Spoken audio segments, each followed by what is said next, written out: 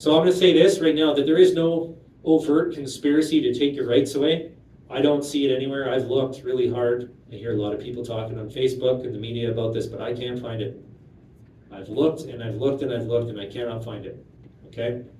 But what I can say, and I'll put my reputation on it, is that going through with these policies, with the smart city and everything else under sustainable development, a likely side effect is a huge concentration of power in one place, and it'll very likely be used to limit your rights because there are zero safeguards. There are no limits on collective rights, and there's no context being provided. Tonight I'm going to make some claims.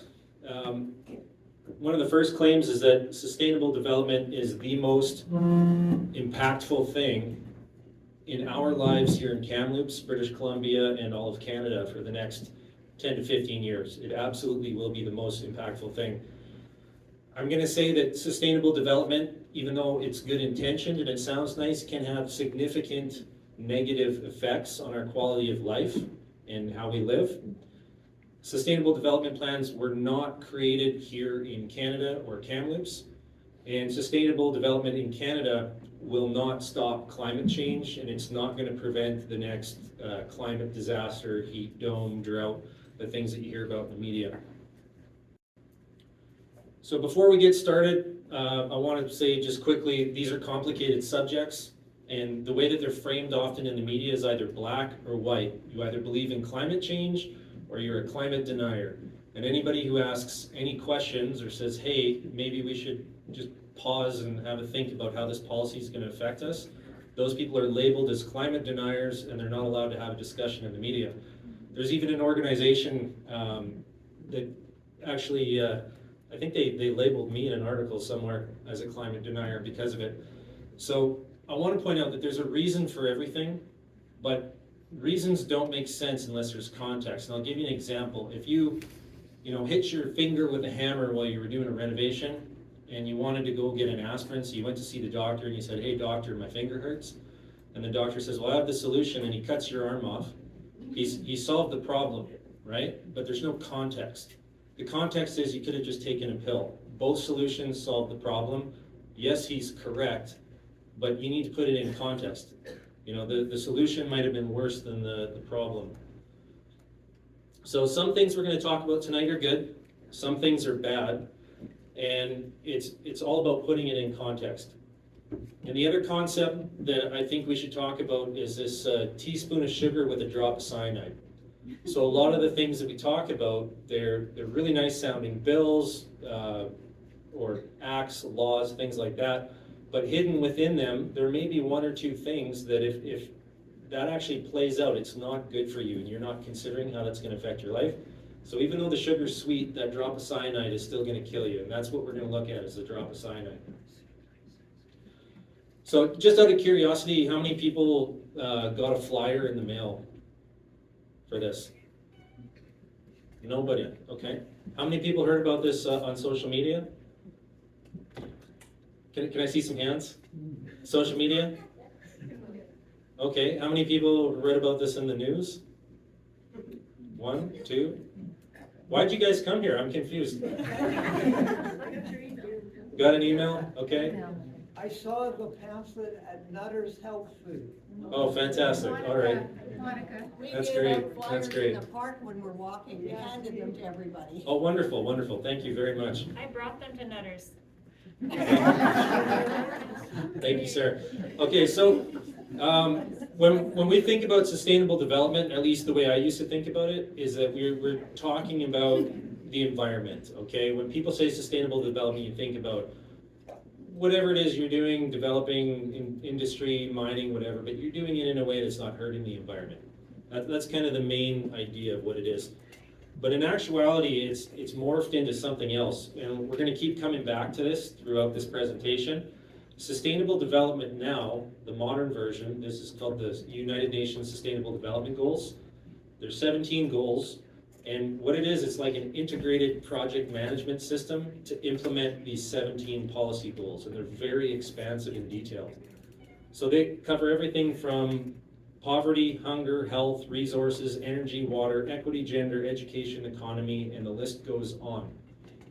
So what we're going to do is give you guys some context for this tonight. But before we do that, what we want to do is actually go back in history. This is an article from 1991, and it's in Kamloops this week. And what's happened is under Bill Vander Zalm, they sent some experts around to the different communities in British Columbia, and they asked them, what do you think sustainable development is? And it was at this time that they came up with this definition that says, ensuring that our use of resources and the environment today does not damage the prospect of their being used by future generations. It sounds pretty reasonable. But even at that time, it was pointed out in 1991 that sustainable development is actually an oxymoron, because you cannot sustain something and develop it at the same time. So if I tell you guys I'm running, am I walking or am I running? Right? I'm walking. You can't, you're either sustaining or you're developing, but you're not doing both. So what we need to do is look back in history. Back to 1972, this guy here, his name is Maurice Strong. He's a Canadian oil man from Alberta, very good friends with Pierre Elliott Trudeau. He was at the very first United Nations Conference on Humanity and the Environment. In 1976, there was something held in Vancouver called Habitat 1. There's Pierre Elliott Trudeau there. In 1987, this is where this phrase came from, sustainable development. There was a report written called Our Common Future. That's where they coined the term. In 1991, there's a roundtable we just discussed. And then in 1992, a very important event happened in Rio de Janeiro. It was the Earth Summit. Okay, and there was a lot of stuff that happened there. One of the big ones was this thing called Agenda 21. It's an agenda for the 21st century. And Maurice Strong, at Agenda 21 meeting in 1992, he said that current lifestyles and consumption patterns of the affluent middle class involving high meat intake, the use of fossil fuels, electrical appliances, home and workplace air conditioning, and suburban housing is not sustainable. So 1992, what's Agenda 21? We'll go back to Kamloops this week, which rest in peace, I just heard they're not going to continue after next month, which is really sad. Apparently that newspaper's been around since the 1800s. But here in 1992, they're telling us that Agenda 21 will hopefully be a blueprint for global sustainable development, which will extend into the 21st century. But we can drill down a little bit further.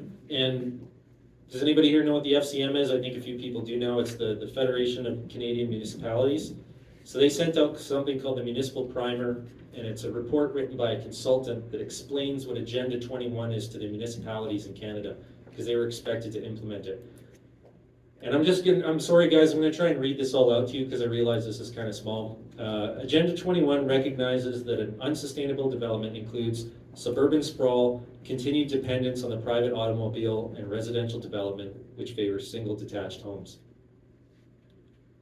Something else happened then at the meeting in Rio. It's called the Rio Declaration, and these governments basically adopted some new doctrines.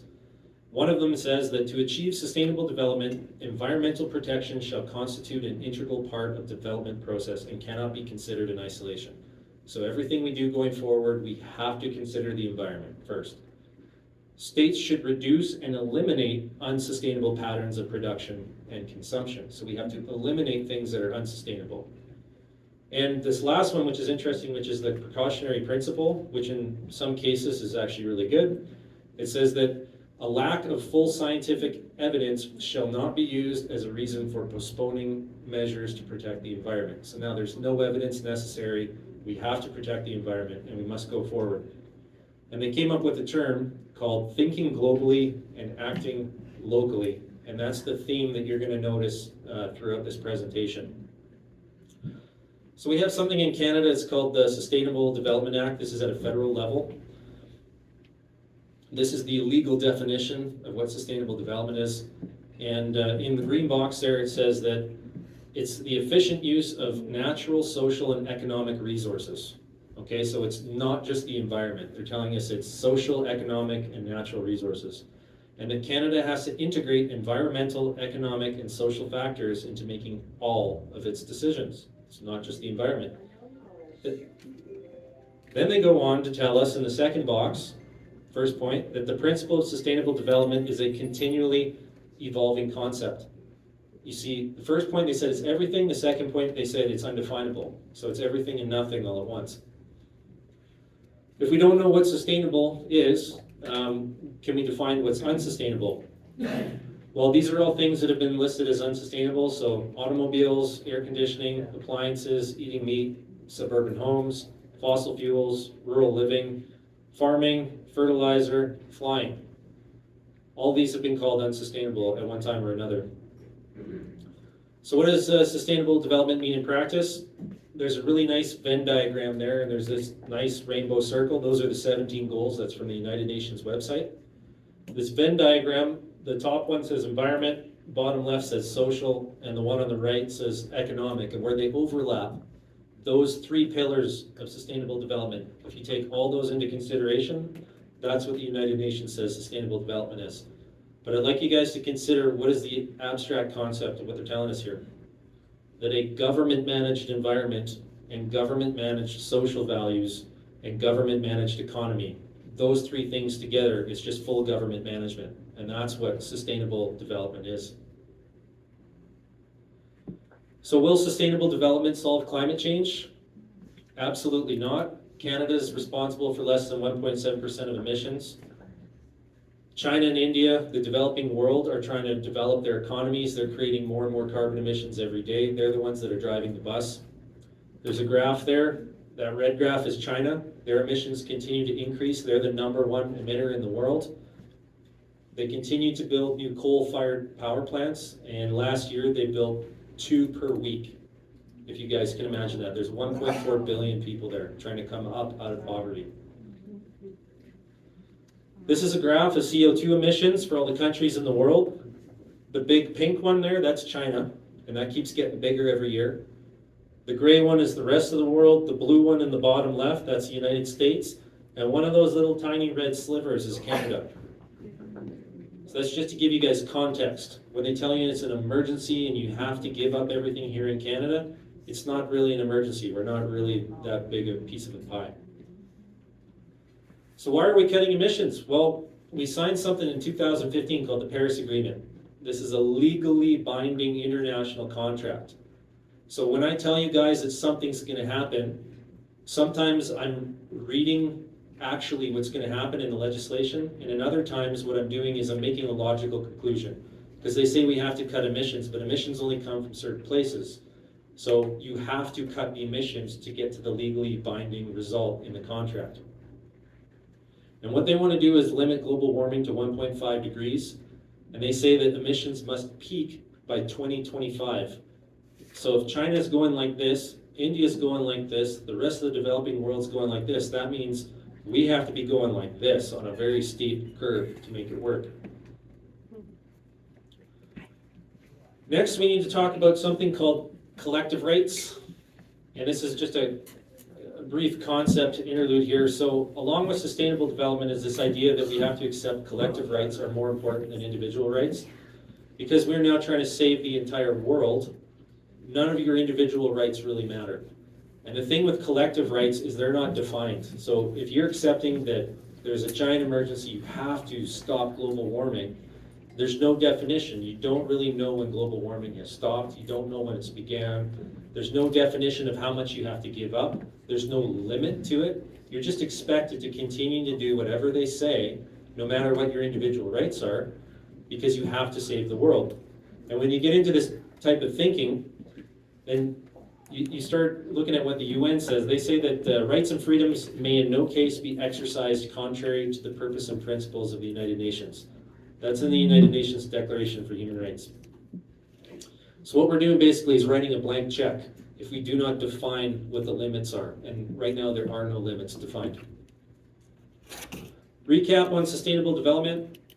It's everything we do has to be sustainable because of climate. It comes with its own philosophy that collective rights are greater than individual rights. Think globally, act locally. Sustainable development cannot be defined, it's always changing.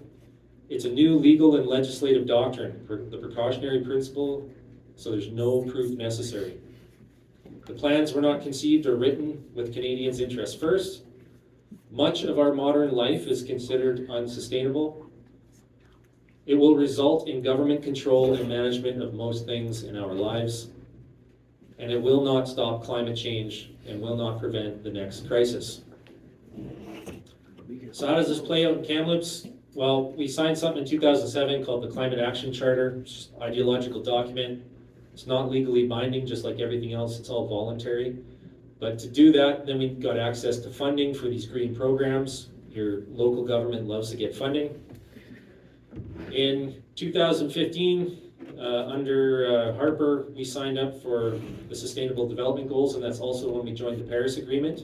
And then in 2021, in the depths of COVID and all the lockdowns, that's when the Climate Action Plan rolled out here locally in Kamloops. So how does it work here in Kamloops? So for those of you who are not familiar, in the municipality, you have something called an official community plan. You have to do this, it's required by legislation. It's like an overarching guideline, almost like a constitutional bylaw. And underneath that, you have all the separate strategies and plans that the city wants to implement. As long as those subsidiary plans don't interfere with the OCP, you can implement any one of those plans. If you zoom out a bit, you can see down in the bottom left there, you've got the CAM plan, which is the OCP for Kamloops. Then you've got the TNRD, which also has its own group of OCPs. And then you go up to British Columbia, we've got the Greenhouse Gas Reduction Act, the Zero EV Act, the Water Sustainability Act, Carbon Tax Act, the Local Government Act. If you zoom out even further, under the federal government, we've got the Pan-Canadian Framework, very important, the Sustainable Development Act, and that's all coming from the federal government, which is on the same level as 194 other countries, and they're all implementing Agenda 21 and the Sustainable Development Goals. They all send reports to the United Nations on what they're doing. So why do we have to talk about this at this level here in Kamloops? Well, according to the FCM, in their summary, that report, it says that municipalities are also the unit of government with primary responsibility for regulating the use of land, and that's absolutely true. So if you have a plan to change what everyone in the entire world is doing, you can't do it unless you have the municipalities on board and their policy is aligned to what your policy is. And that's what sustainable development is. So this is an example recently from the news, October 4th, and what it is Interior Health announced its climate change roadmap. So this is an example of sustainable development in action. So they were very proud. They announced that they spent hundreds of hours, 650 staff hours, collaborating on developing a plan to sustainably develop our healthcare system. Meanwhile, the ER continues to close in Merritt to the point where the mayor has refused to pay Interior Health for health services because they're not actually receiving any. They paid a consultant firm in Calgary, Alberta,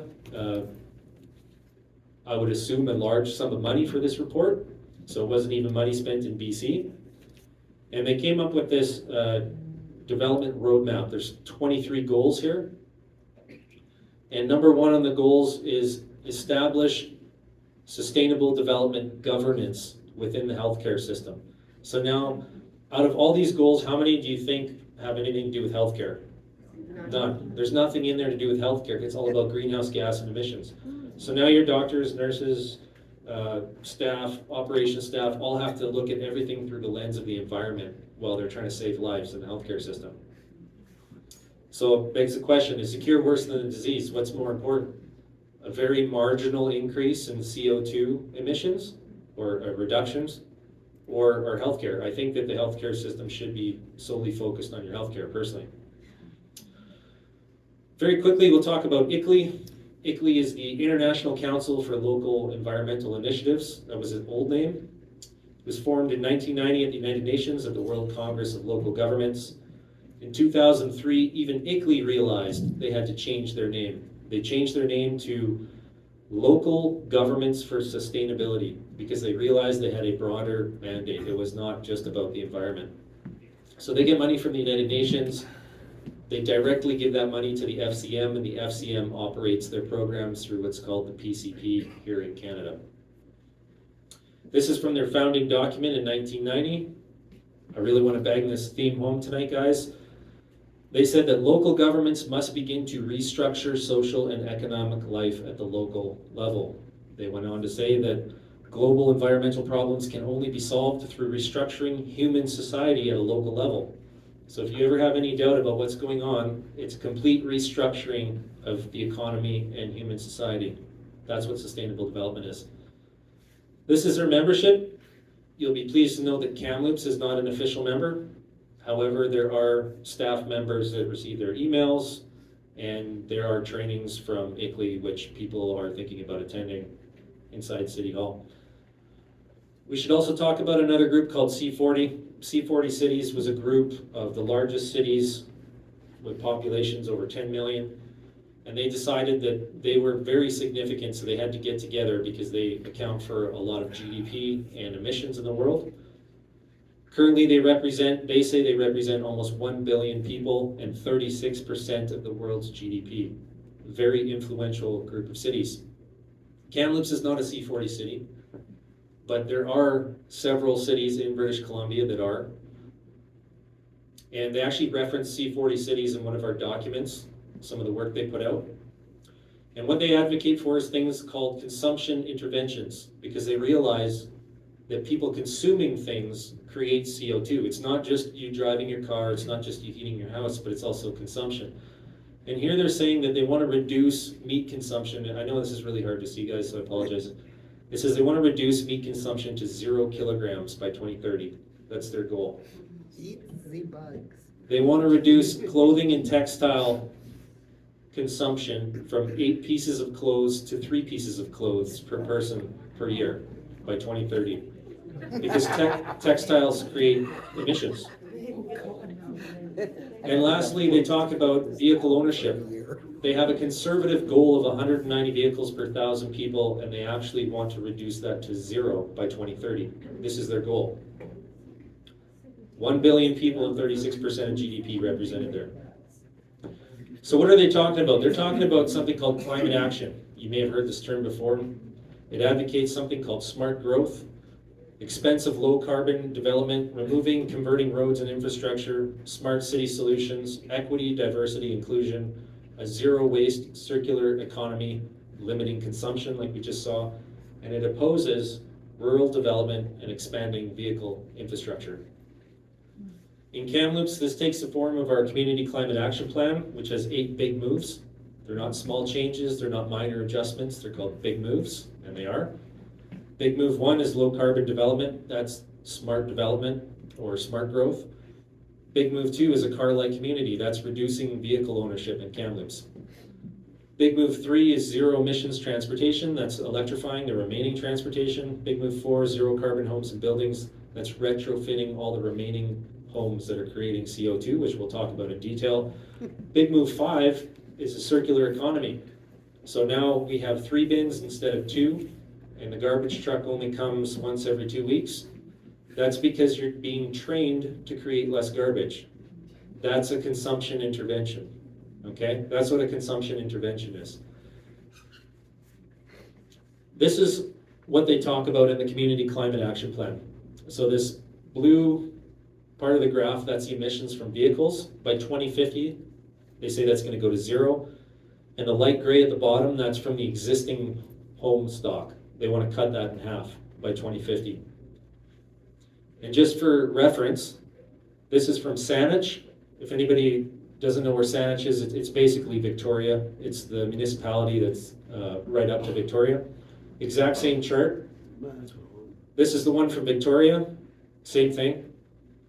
There's only so many places emissions come from, so that's why I can make the claims that I do, because there's not emissions coming from anywhere else to cut.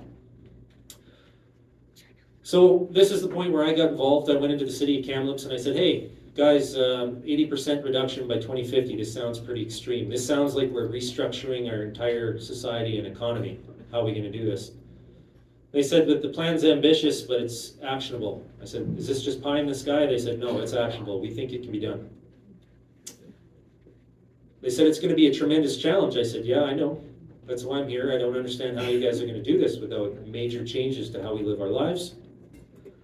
Then I was told that some of the technology doesn't exist yet, and I said, that's got me worried, because I see it doesn't exist as well. If we're canceling all these things and there's nothing to replace it, it seems like we're putting ourselves into energy poverty. And then I heard that the only thing we've done similar as a society is our response to COVID in the Second World War. Which, if you actually look at what's being suggested here, is absolutely correct. So this is the zero waste. This is from the Kamloops Community Plan, Climate Action Plan. They want to reduce waste sent to the landfill 50% by 2028 and 90% by 2050. So now do you understand why the garbage truck only comes every 2 weeks? How are we going to make less garbage? How are we going to get a 90% reduction?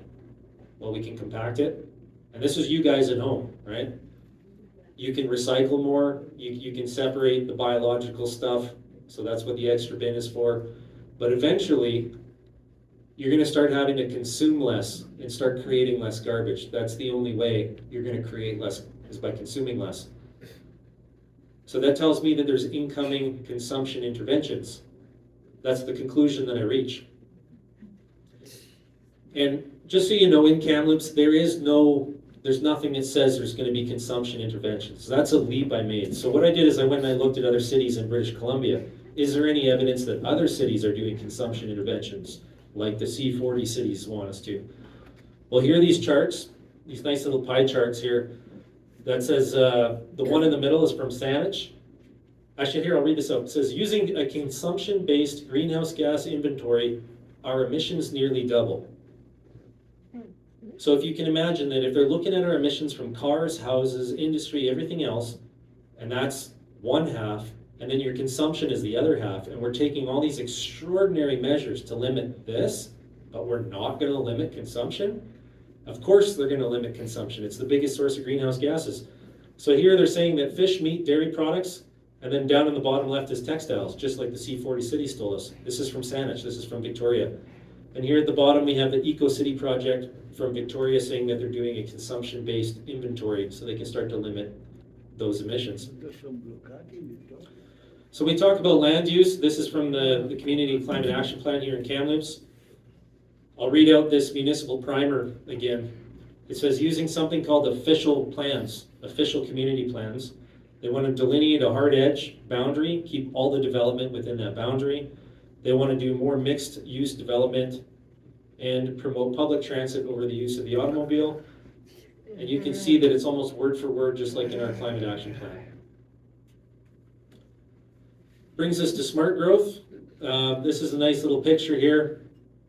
Nice little community. We got cafes, roads, trains, bikes, but there's something missing. Cars. There's no cars. Okay, this is what smart growth is a future with no cars.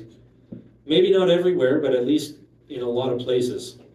And here they say that smart growth is an urban planning and transportation theory that concentrates growth in compact, walkable urban centers to avoid sprawl, transit-oriented, walkable, bicycle-friendly, complete streets, mixed-use development, all the buzzwords that's in our climate action plan.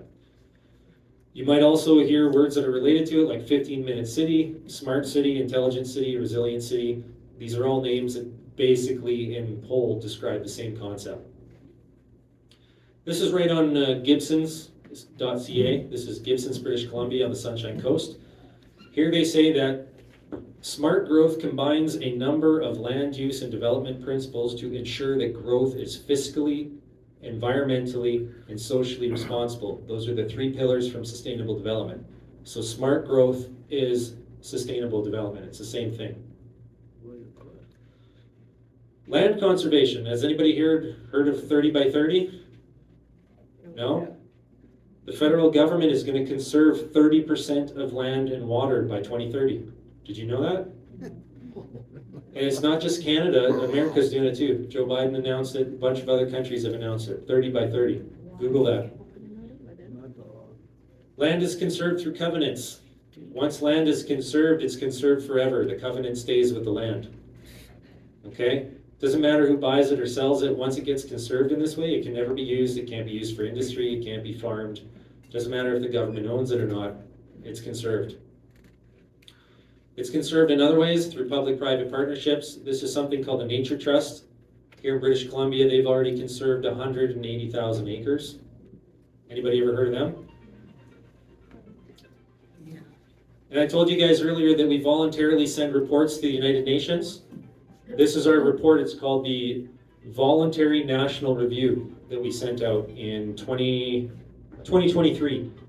And part of that's showing all the land that we conserved because we're trying to meet our goals. Can you guys see the contrast between the dark green and the light green there? And then do you notice that there's a difference along the provincial boundaries, maybe political boundaries, how much is being conserved? Like look at Alberta, barely anything, except for that stretch up the Rockies for the caribou. And there's BC, see all the dark green? That was all added from 2017 till 2023. And by the way, they tell us here, if I could just, I can't drag that down, but anyways, it says we're way behind schedule, so they're gonna start conserving a lot more land really quick. So what's this doing? We're consolidating land, we're conserving it, and it's basically taking it out of the farm stock. And here, I'd like to read you guys something. This is from that Habitat 1. I'll read it out to you guys, so don't squint. This is the preamble from Habitat 1. It says, land use. Because of its unique nature and the crucial role it plays in human settlements, it cannot be treated as an ordinary asset, controlled by individuals and subject to the pressures and inefficiencies of the market. Private land ownership is also a principal instrument of accumulation and concentration of wealth, and therefore contributes to social injustice. If unchecked, it may become a major obstacle in planning and implementing of development schemes. Sustainable development is a development scheme. So private land ownership is in the way of sustainable development. Okay, all the way back to 1976, this is what was being discussed out in the open. Yep. So how does this manifest? Well, you guys hear about the farmers out in Westwold, I'm sure a lot of you did. What's happening there is something called integrated water resource management. And I'll just define that quickly. What it means is that everything gets cataloged first, it gets labeled. Once it's been labeled and cataloged, the government wants to license it, which is what they had the farmers do under the Sustainable Water Act, and then they start to control it. Okay, and then since 2016, when this act came out, since we started doing it here in British Columbia, that the TNRD land, which is being irrigated, is actually down 20%. So I don't know that that's the cause, but there's definitely a correlation there. The Water Sustainability Act was, I believe it became law in 2016. It was put in by the Liberals, now the United Party. And what they want to do is license all agricultural sources of water. Right now the NDP is using this act, and they're saying that they want all domestic water users to also voluntarily talk about their water wells. Okay, and same thing, just like we had the drought restrictions here in Kamloops, a lot of people probably thought that was from the city, but what it actually was is the ministry told the city of Kamloops, the water level's low, we're worried about the fish, you need to start restricting your water use. So it wasn't a decision made here in Kamloops, it was made in Victoria by somebody who's not here in Kamloops and has no idea what's going on here. And there's no scientific basis for it. They just declare the drought level, and the drought level is declared as the minister chooses. That's what it says in the legislation. Okay, there's no scientific proof necessary. So now we're going to talk about gas and building. So the other, like we saw in that graph, we can cut emissions from vehicles. The other thing we can cut from is houses. So by 2030, there's a change in the BC building code. It's going to be a step. Every couple of years, it's going to step up, requiring more efficiency, greater heat insulation of your homes in the new building code. By 2030, it'll be zero carbon. Not net zero, zero carbon. That means no gas. They also want to retrofit all the old buildings because they recognize those as a source of carbon. They want to install smart meters. Everything should be electric, no gas. And they've got something called a PACE program, which I'll talk about here. So you might have seen on the flyer, it said, will there be mandatory retrofits? And I'm going to tell you right now, 100% there's going to be mandatory retrofits. I'll put my whole reputation on that. Nowhere does it actually say that in black and white, but I'm going to make the logical leap that they say they have a goal, they're discussing about how they're going to do it, and what they're discussing is making it mandatory. For sure, it's going to be mandatory. And you guys are going to be amazed when I show you the next couple slides here. So this is the federal government. They did something called the alterations to existing building code report, something like that. I'll put the link in the presentation. and we'll put it up on the website for you guys, but they want to develop a model code for existing buildings to help guide energy efficiency improvements during renovations. Because they recognize that they can't just make you renovate your house. So anytime you do something on your home and you try and pull a permit, it's gonna trigger the requirement to retrofit your home. Okay, so some of the changes they talked about is a change in the occupancy, a change in making an addition to your house, a space reconfiguration, a systems update, like if you want to change your furnace, and they have some other triggers as well. And this is their chart. I know you guys can't read that, so it says systems upgrade, space reconfiguration, change of occupancy. If you hit any of those, you're getting a mandatory retrofit, or else they're not going to approve your work on your home. And when's this going to happen in British Columbia? It's going to happen by 2024. Okay, this is from the British Columbia building website. This is from the Kamloops Climate Action Plan. It says the goal is to support a rapid and large-scale retrofits on existing homes. So that's also their goal, just confirms it. They say that energy efficiency retrofits can, not will, they can decrease your energy bills, and I'll tell you why it's not going to decrease your bill in a minute. Provincial retrofit rebates could be up to $14,000, so you might get some money, okay? And they also say that retrofits add values to homes. But do you know what adding value to a home is? It's adding cost to a home, okay? It's making homes more expensive. And by the way, the Kamloops definition of retrofit includes installing technology that reduces carbon emissions, replacing a gas furnace with a heat pump, upgrading to high-performance insulation, and redoing the windows. They're also going to want you to put in an EV charging station and a whole bunch of other stuff. Just wait.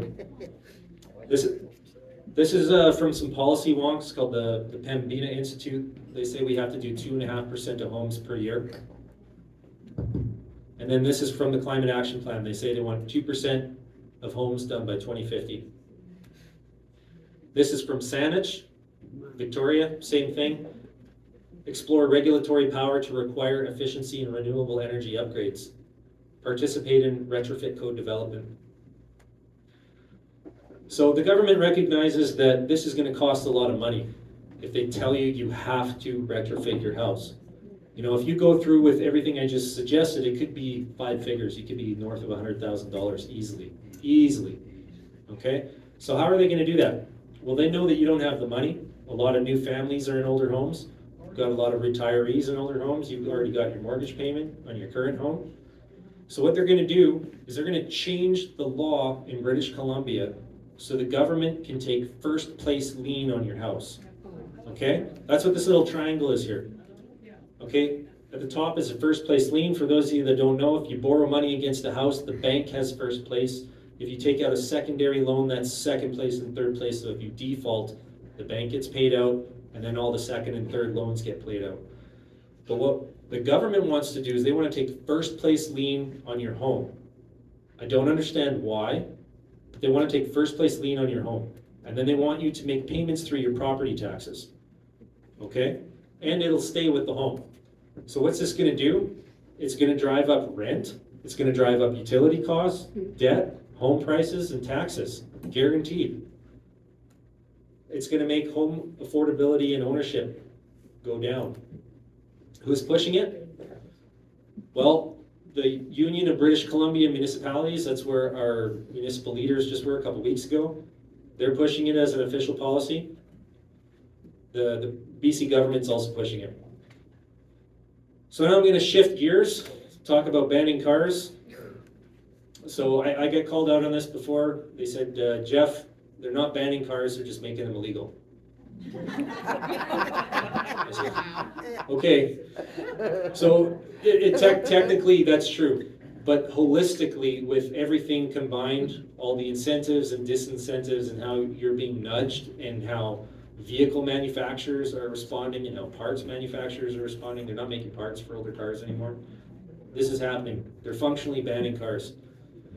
So after 2040, selling light-duty internal combustion engine vehicles is illegal. They actually have a target of a 90% reduction by 2030. That's in 7 years from now. They want to reduce vehicle or kilometers driven by 25%. That's for all cars. That includes EVs as well. They're going to increase the carbon tax to the highest in Canada. It's going to triple by 2030. And they're promoting ideas like movement as a service, which we'll get into in a minute. They're also discouraging vehicle ownership and use by doing something called complete streets. So this is an inverted triangle. At the top it says walking, cycling, transit, movement of goods and services, carpooling, and at the very bottom is vehicle ownership for single occupancy vehicles. Okay, and this is a picture of 6th Avenue, right? They took 4 lanes and turned it into 2 lanes with a whole bunch of concrete islands and a bike lane. And by the way, this is the one from Victoria, just for contrast. It's the same. They're all the same. All these plans are the same. So I said we talk about mobility as service. Mobility as a service is defined as the transition away from personally owned forms of transportation. They don't want you to own your own car. They want you to purchase it as a service when you need it. So this is known as ride sharing, the sharing economy. It's also known as stakeholder capitalism, where chosen select stakeholders own the vehicles and you just rent them. In the Kamloops plan, there's some more details. Big move to C, banning full-size vehicles from multiple urban blocks. So that'll be the 15-minute city smart growth idea. Restricting neighborhood roads to residents only. I'm still wrapping my brain around this. How would you do that? Like, would you have a person there checking your license plate to see if you live there? Would there be a gate? Probably it's going to be some sort of electronic system. Cameras. Temporarily at first blocking and converting roads. They did this on the North Shore with the elementary school there. The kids loved it because they put sugar and candies and toys out there for them every day. Some of the parents I talked to were not too impressed. They're going to come up with something here. This is big move 3C, zero emission delivery zones. So they want the last 10 kilometers of deliveries in the city to be done with zero emissions. How are they going to enforce that? How would they know that whatever courier or transport company is using a zero emission vehicle, they'd have to track that vehicle somehow. There'd have to be a way. And if you guys are confused at all, this is from the Sustainable Kamloops 2010 plan. It says reducing vehicle ownership to 0.6 vehicles per capita. They want to reduce vehicle ownership. And this is from from Victoria. They say they want to reduce the vehicle ownership by 30%. Okay, that's all vehicles. That's all vehicles. So then they say that we're going to electrify everything. They want to get rid of gas and move over to electricity. So is it even possible? First, we need to look at how much energy we use in British Columbia. This is a chart, a little donut chart. For those of you who can't read it, the dark blue, that's petroleum products. Okay, so that's heating oil, diesel, gasoline. The yellow at the bottom is natural gas. That's residential heating and industrial use. The green on the left, that's how much electricity we create. FortisBC and BC Hydro and import, because we do import electricity at times. That's all the electricity right there. And then the top left is biofuels. So you can see that in terms of energy use, the electricity that we generate in BC is actually about 1/4 of what we use. And that's what the Site C dam will look like. It's about 5 terawatt hours on top of that. It's a drop in the bucket. So this is what we did in 2022, 64 terawatt hours of electricity. It's 150 years of infrastructure development here in British Columbia. We got to that point. Okay, that's without Site C. If you took all the gasoline, the energy from the gasoline that we sold in British Columbia, that's 41 terawatt hours. If you took all the power from diesel that we sold, that's another 22. And then if you only add the residential heating, which they want to replace and make all electric, that's another 23. That puts us in a shortfall of almost 90 terawatt hours. Okay? And again, there's Site C. Site C is going to come online in 2025. Okay, so you see, like we can talk about green, okay? We can talk about all these nice things, but this is the cold hard reality. This is the cold hard reality. Now, some people are going to say, Geoff, but electric vehicles are more efficient. Okay, so you can take 30 to 50% off of the gasoline and the diesel number, okay, but it's still not gonna come anywhere near what you need to convert all the existing vehicles to electric vehicles. That's if we had enough lithium batteries and enough vehicles to do it. So, guys, is it possible? No. Well, I'd say, yeah, it is possible. Don't be so negative, okay? If But we cut out everything else. we're gonna have to make some sacrifices to get there. I'll show you how it's possible. So we need to increase the power output, okay? BC Hydro has already put out a call for power because they know we're gonna be a net importer by 2029. We need to increase efficiency, but that can only go so far. One thing we could do is decrease the number of cars that are gonna become electric. So just decrease the number of cars, decrease the demand. We could decrease the number of kilometers those cars are able to drive. We can come out with timed usage and move some of the usage from the times when you want it to the times that you don't need it, like at night or off-peak hours. And then we can start coming up with things like smart grid and smart appliances in a big smart city that's gonna regulate and tell you when you can and cannot use things. So those are called, in yellow, those are called demand side measures, okay? It's controlling the demand to meet the capacity. And that's exactly what we see that British Columbia is planning on doing. This is out of their Clean BC roadmap. It says by 2030, they want to reduce, or they want to make 90% of all new vehicles electric. And then they want to reduce the distances traveled by vehicles 25% relative to 2020. That's all vehicles. They want to increase mode shift from cars to walking and cycling, okay? So that means there's going to be 30% of people will not be driving a car.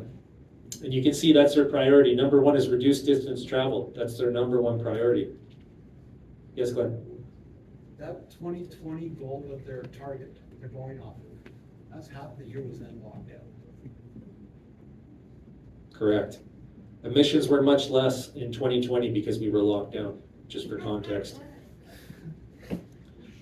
So this is from the Kamloops Climate Action Plan. It says smart grid technology is going to integrate the behavior and actions of all users. It's a smart grid that will be an innovative product and services together with intelligent monitoring and control. That's what a smart grid is, monitoring and control. Quick facts on BC Hydro. So they say we're going to move all the natural gas heating over to electric. Does anybody know when BC Hydro peaks the usage? Is it in the summer when we got our AC on? No, it's in the winter when we're heating. Okay, we already maxed out, I think it was 2021, we hit the highest peak ever. So obviously by switching from one source, natural gas, over to heating with electricity, with the heat pump, even if it is more efficient, it's going to put a bigger draw on the system. BC Hydro, though they're smart, they did something called an integrated resource plan in 2021. And in 2023, they did an update. And here they tell us that we have an energy and capacity surplus here in British Columbia. Sounds pretty good. And then you read on and they give you the qualifying language. It's only a surplus with additional demand side measures. Remember all those yellow arrows? Those were demand side measures. And here they tell us that in their assessment, pursuing more demand side measures than we already have would increase bills. We'd have to opt for time varying rates that are not well suited and increase the risk to ratepayers and end up with more expensive options. And just like with the carbon tax, guys, why are they putting the carbon tax on? That's a demand side measure. It's making carbon more expensive so you use less of it. It's controlling the demand. So what do you think the most effective demand side measure for electricity will be? It's going to be the cost. And when the grid's maxed out, it's government regulated and they will increase the cost. And BC Hydro is telling us right here, if you go for more demand side, that means more cost. It's the only way to do it. And by the way, this plan came out first in 2021. They had to do an update 2 years later because they underestimated the production of electricity and they overestimated their demand side cuts. So in 2 years, they already realized that it was no good. And in this update, they said they need another 4 terawatt hours by 2030. So they've already put out a call for power. So the future looks pretty shocking. brownouts, timed usage, increased rates, mandated maximum home thermostat temperatures. That's something they're doing in Europe right now. When you put in a smart meter, they're gonna tell you in the wintertime, you can only go to a maximum temperature, and in the summertime, there's gonna be a minimum. So basically, it's gonna put us in an energy poverty. We will be less resilient. We will only have one source of energy with no room for any error. And by the way, there's no gas tax. All the people driving cars are paying taxes, and that's how the roads are built. So right now, your EVs are cheap because they're subsidized and you don't pay any taxes on them. Well, what do you think is gonna happen when all the gas-powered vehicles go away? Who's gonna build the roads? All the EV owners will. You're gonna start paying per kilometer tax. It's not gonna be on your electricity. Okay, so let's talk about smart city infrastructure. How are we doing for time? I'm going through this really fast. Am I going too fast? Okay. So smart city infrastructure will be things like smart meters, smart thermostats, 5G, LED light fixtures, cameras, radar, sound, artificial intelligence. Is Kamloops a smart city? No. No, it's not. So that's good news, guys. But the bad news is that all the other cities in BC, not all of them, but a lot of them, Kelowna especially, is going to become a smart city. Kelowna's even using AI right now to automate some of the things like applying for building permits. So there are no actual smart city plans for Kamloops right now, but we do mention the smart grid, which is part of the smart city. The infrastructure for the smart city is being installed all around us right now. It's not all coming from the city, okay? It's coming from different stakeholders, but it's happening. So we have a chance here to possibly get out ahead of this, which is good. That's why we started the KCSC. So I'm just gonna play a quick little video for you guys so you can see what a smart city is.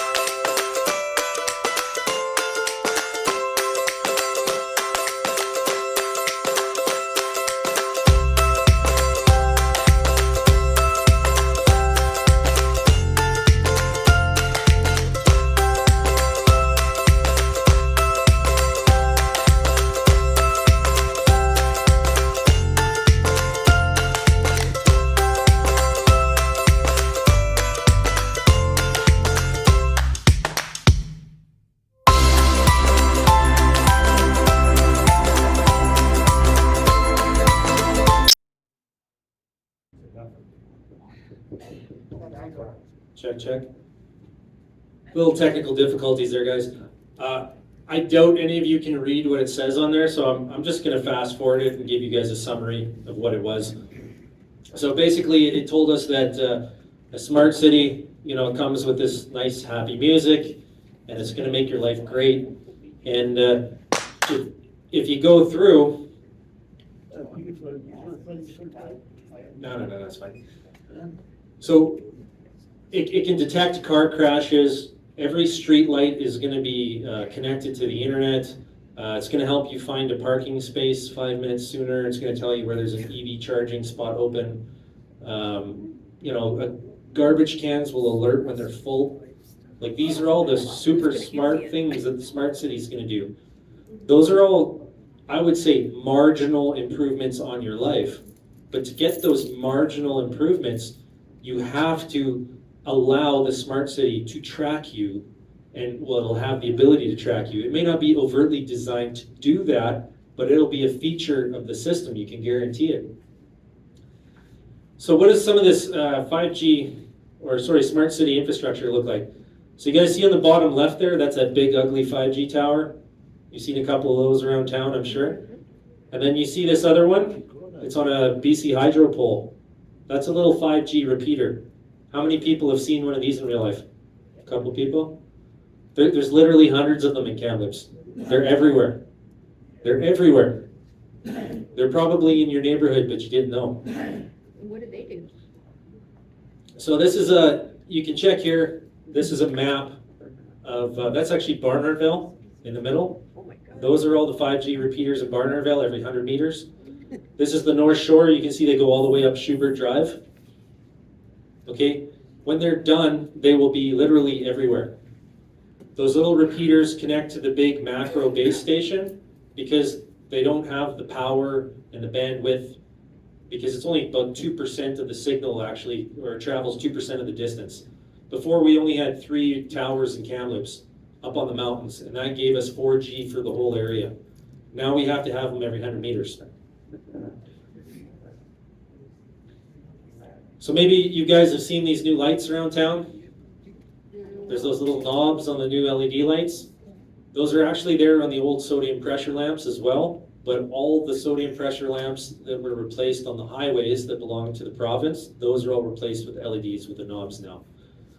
So what that knob is something called a dimming switch, and it's hooked into something called a NEMA receptacle. A dimming switch is just a switch. When the light gets dark, the switch opens, the light turns on. When it gets light out, the switch closes and the light turns off. Very simple. But that's not the key. The key is that there's a NEMA receptacle right there, okay? And then this is a device that I saw in Victoria when I was there. How many people seen those little diamond things up on the poles? That's actually, it's an industrial Wi-Fi. But look at the little device that's hooked into that NEMA receptacle. What is that? Well, I'll show you guys what it could be. So this is from a company here in Canada called Livable Cities. On the left, that's a speed monitoring device.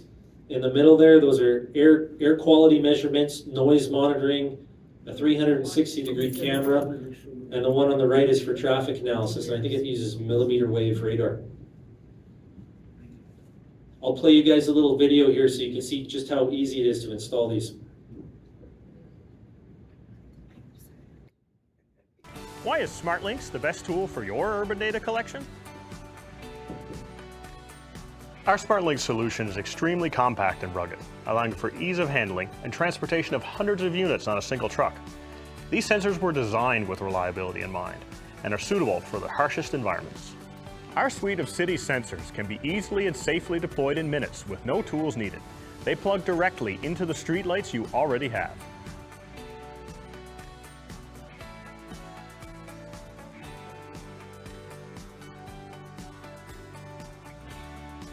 The location, high on top of the streetlight, helps to prevent theft and vandalism of your sensor infrastructure. And that location gives a bird's eye perspective of the local area, making it ideal for recording many types of sensor data. From start to finish, installation per pole is less than 2 minutes. Our solution is designed with your privacy in mind, and we work with the city to ensure that storage and visibility of data is reserved only for appropriate use. Livable City.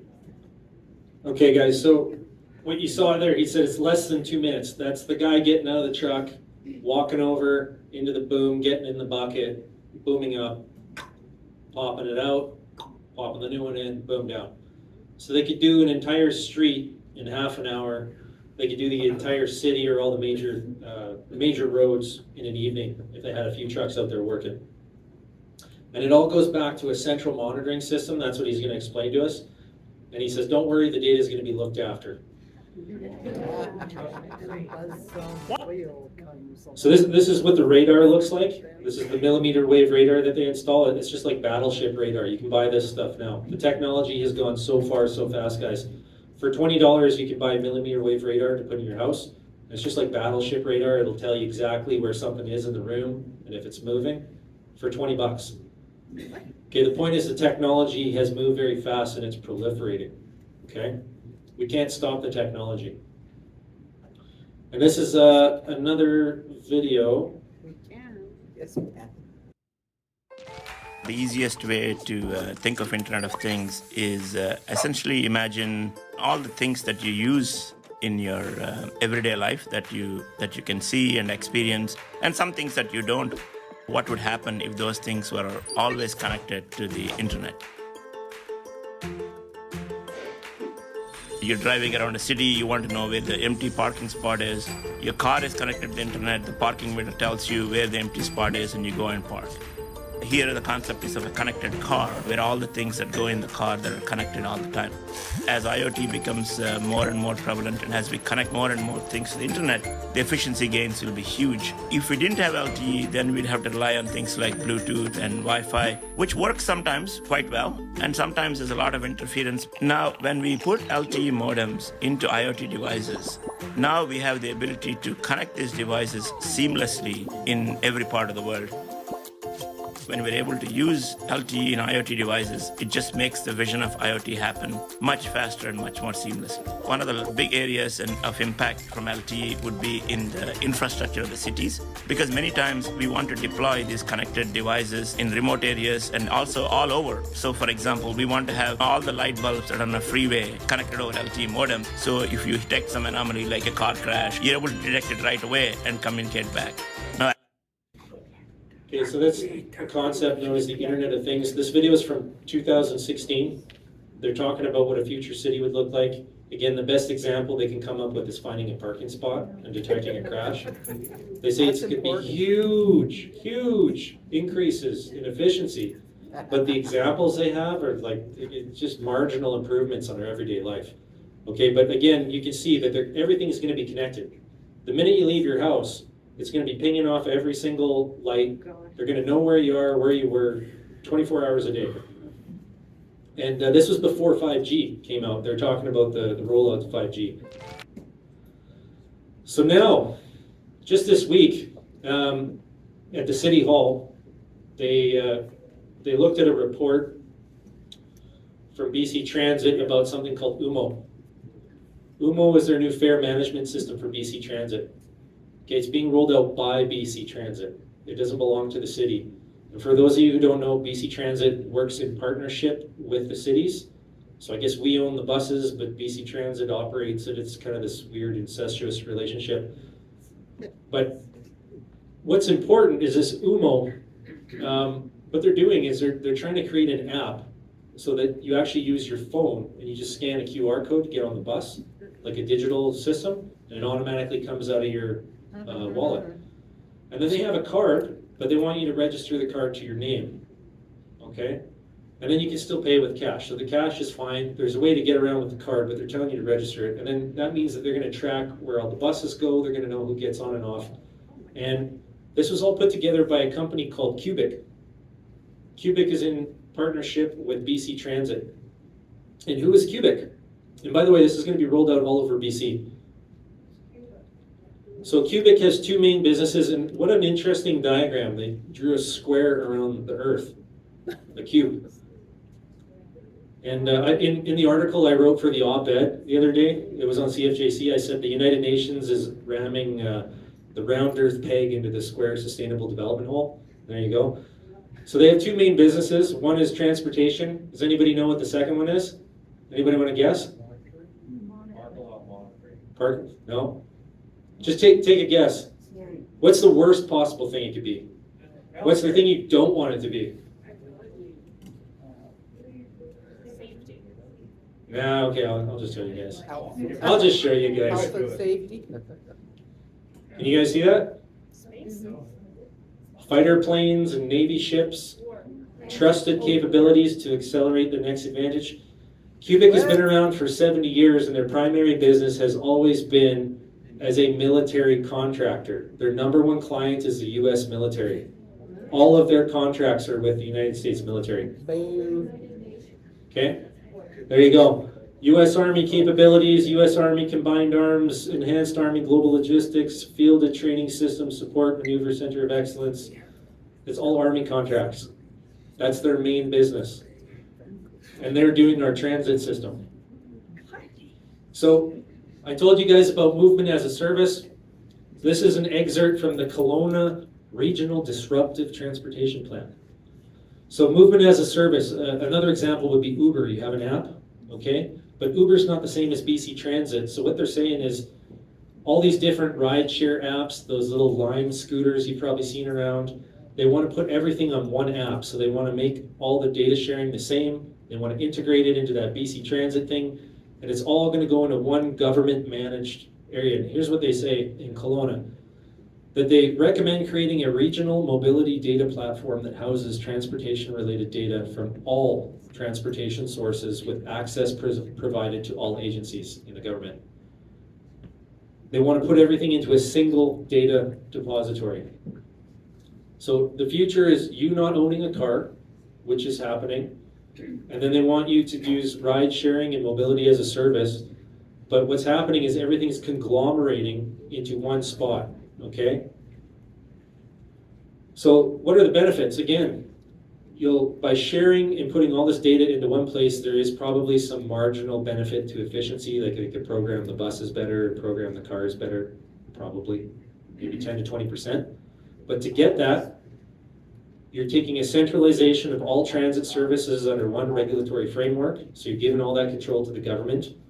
You're removing all the barriers and jurisdictions. So before it was Uber and Lime and Rideshare and all these different companies. Now it's all going to be conglomerated into one central control. You're going to have a total loss of privacy, and it's going to be less resilient. Talk about system failure. If the system goes down, no one's going anywhere.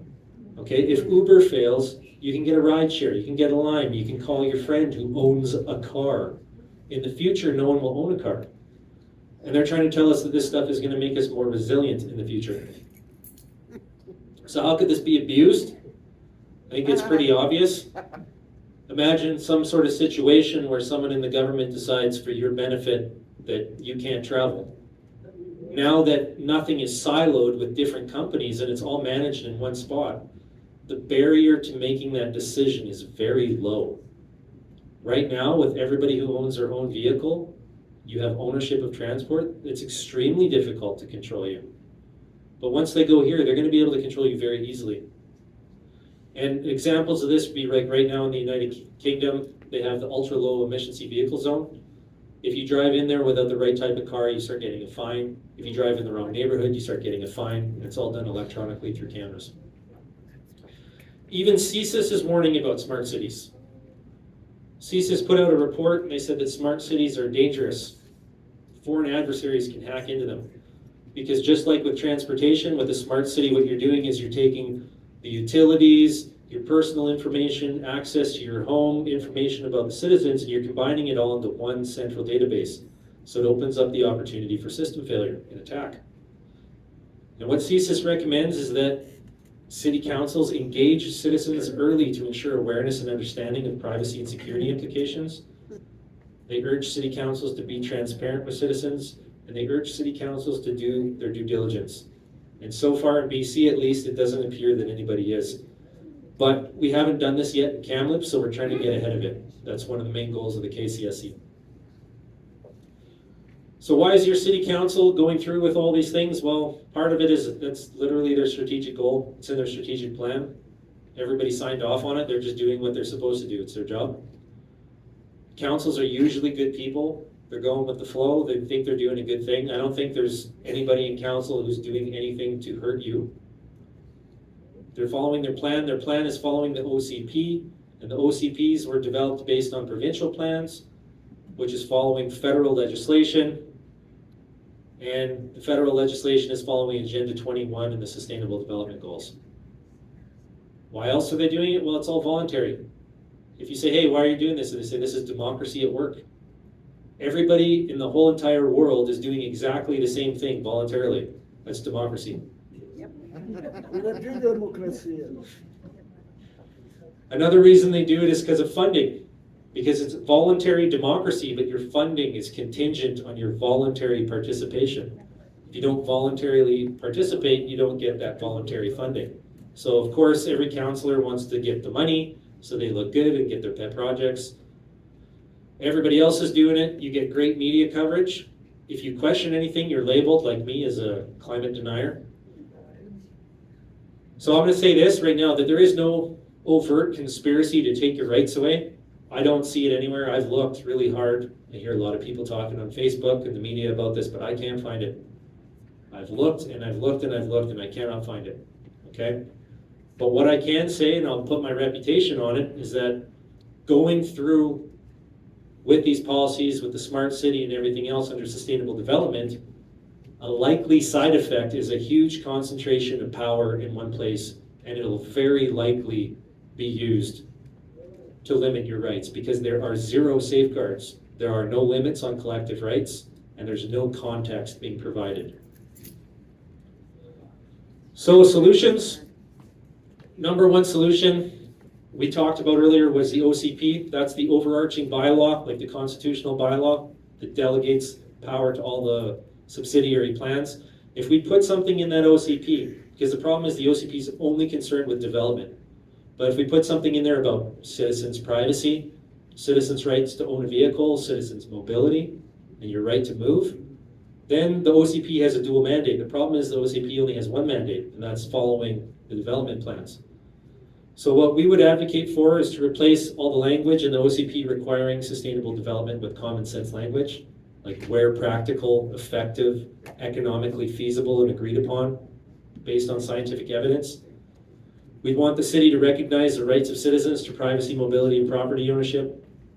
And eventually we would hope that we can vote in a Kamloops and TNR board that has a Kamloops first ideology, rather than just doing what the provincial and the federal government tells them to. And you can see examples of that in council every day. Fortis was in there talking about having renewable natural gas, and you saw, I think it was Councillor Beppel said, well, does that mean this or that? Because the provincial government wants us to do that, and the federal government wants us to do this. You know, who are you really serving? Who are you advocating for? And we think that the council should be advocating for the citizens of Kamloops. So now what, if you guys came in here tonight, and I'm glad you did, thank you everybody for coming, and thanks for listening to this very long and detailed presentation. I hope you learned a lot. So for solutions, I hope that you find this valuable, and I want to stress again, joining the association. Why do you want to join the association? Because it gives us power, okay? You guys all came here, you put in the time and energy to come in here. You might agree with this, you might go away, you'll never have the time to deal with this again, or it might not be in the top of your mind, you might have personal things, but the association will always be there working on your behalf. And when we go to city council, we tell them that we represent 500 people in Kamloops, they're gonna start to listen. So please consider joining the association. Also guys, we need volunteers. If I see a lot of new faces here tonight, I hope you really enjoyed this, and we are looking for more volunteers. So if you're interested in volunteering, please reach out. You can get contact at kamloopscsc.org. And with that, guys, I'm done talking. I'm about to lose my voice, so thank you very much, and have a good evening. Go ahead and clap. Yeah, here, well.